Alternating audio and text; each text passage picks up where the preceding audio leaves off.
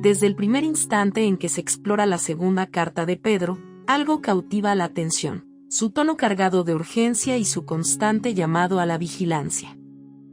No es un texto cualquiera. Cada línea parece tejer un mensaje que trasciende los siglos y persiste en el corazón de quienes buscan un sentido profundo en su fe. Al sumergirnos en sus páginas, descubrimos que, a diferencia de otros escritos del Nuevo Testamento, esta carta se dirige a creyentes que enfrentan la necesidad de afianzar sus convicciones, casi como si se prepararan para retos que se avecinan con fuerza. No hay preámbulos suaves.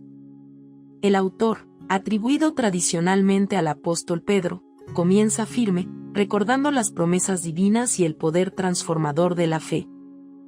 Pero, más allá de esa introducción, se enciende de inmediato el tema que atraviesa todo el texto: la importancia de la autenticidad y la verdad, y la amenaza de quienes intentan difundir enseñanzas que se contraponen al mensaje original. En la atmósfera religiosa de este escrito, sobresale una clara advertencia sobre los falsos maestros y profetas. La carta insiste, prácticamente con un tono de alarma, en la necesidad de distinguir la doctrina genuina de la que busca engañar. Estas palabras, plasmadas hace casi 2000 años, son parte esencial de su contenido. Es curioso pensar que, a esa temprana edad de la Iglesia, ya existía el riesgo tan humano de que aparecieran voces que confundieran a las comunidades. El texto, con firmeza, aconseja estar alerta, cultivando el conocimiento y la confianza en los principios fundamentales transmitidos por los apóstoles. Tal énfasis no solo pretendía proteger a los creyentes de aquel entonces, sino también ofrecer un mensaje de prevención que, para muchos, sigue teniendo vigencia en la actualidad. El verdadero discernimiento se nutre de una fe profunda y un entendimiento claro de las enseñanzas que se profesan. Otro aspecto fascinante de la segunda carta de Pedro es su alusión a los testigos oculares de la majestad de Cristo. Tal frase sugiere la experiencia única que vivieron algunos discípulos, quienes presenciaron la transfiguración y convivieron muy de cerca con Jesús. Este detalle, de algún modo, busca fundamentar la credibilidad de lo que se narra y subrayar la relevancia de seguir con fidelidad aquello que Cristo enseñó. En medio de estos pasajes, se evidencia una convicción central: no hay mejor base para la fe que la experiencia directa y transformadora de ser testigos de la obra divina. Así, el relato no solo invita a creer en un conjunto de ideas, sino a sentir la fuerza de un testimonio vivido, sólido en su esencia. Mientras avanza el texto, se profundiza en la esencia que da vida al mensaje. Se resalta la idea de que el amor y la verdad caminan de la mano, y que ambos se convierten en la brújula que orienta a una comunidad que se enfrenta a toda clase de desafíos. El lector contemporáneo podría preguntarse: ¿por qué tanta insistencia en advertir sobre enseñanzas erróneas?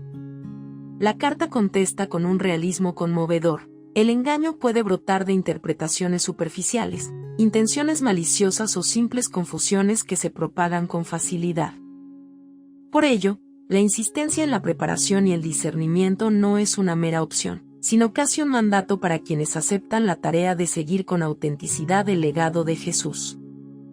Uno de los pasajes más intrigantes habla sobre el Día del Señor. Se trata de una expresión que resuena en varios libros del Nuevo Testamento, haciendo referencia a la esperanza del retorno de Cristo. Aquí, se delinean reflexiones sobre la paciencia de Dios y la aparente demora en cumplir sus promesas. Para muchos creyentes, puede ser inquietante la percepción de un tiempo indefinido y la ausencia de señales claras de ese regreso.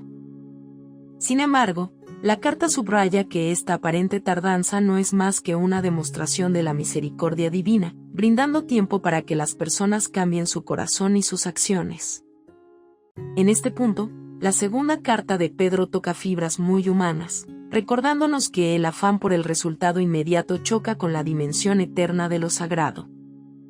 Así, el lector se encuentra con la visión de un Dios que espera con paciencia, ofreciendo oportunidades para la transformación, antes de que se instaure definitivamente el reino prometido. Asimismo, aparece un aspecto que a menudo es considerado un guiño a la gran unión de los escritos del Nuevo Testamento: la referencia a las cartas de Pablo. En un breve pero significativo momento, se menciona que algunas de las enseñanzas de este otro pilar de la Iglesia primitiva son difíciles de entender. Sin embargo, se hace hincapié en la importancia de valorarlas apropiadamente, en vez de distorsionarlas para beneficio propio. Este detalle no solo crea un lazo de legitimidad entre el apóstol Pedro y el apóstol Pablo, sino que también exhibe la conciencia de la comunidad cristiana primitiva sobre la complejidad de algunos temas teológicos. Es un recordatorio de que, desde los primeros siglos, existía la necesidad de interpretar las Escrituras con cuidado, evitando manipulaciones que pudieran surgir de la ignorancia o la mala intención.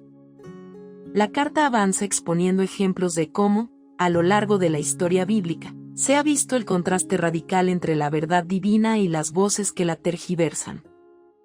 Refiere castigos ya ocurridos, como el de los ángeles caídos o ciudades antiguas que se alejaron de los principios divinos. Estos relatos sirven para ilustrar la seriedad con la que se debe tomar el mensaje. Pero también realzan el tema del perdón y la restauración, enfatizando que la misericordia de Dios es aún mayor que las injusticias humanas.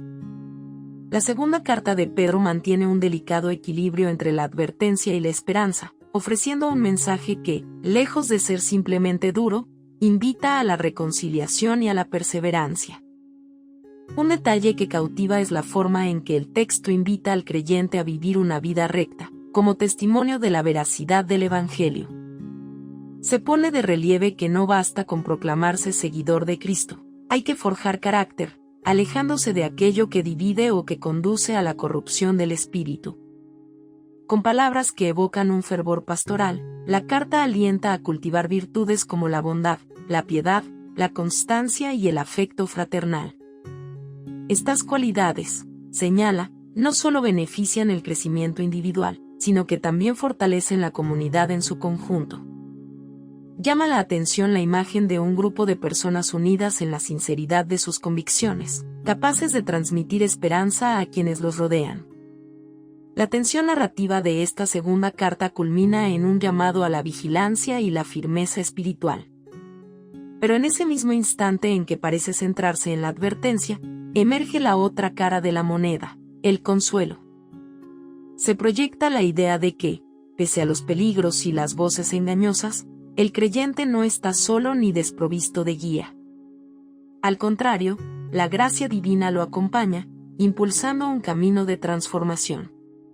El texto, pues, cierra con la vibrante propuesta de crecer en la gracia y el conocimiento de nuestro Señor, un mensaje que subraya la importancia de no estancarse, sino de avanzar en la fe día tras día.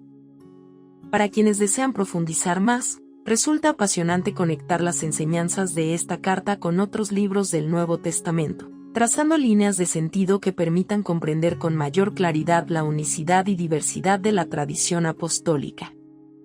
Además, pensar en la trascendencia histórica de estos escritos, gestados en un entorno donde el cristianismo aún formaba su identidad, añade un matiz de aventura espiritual.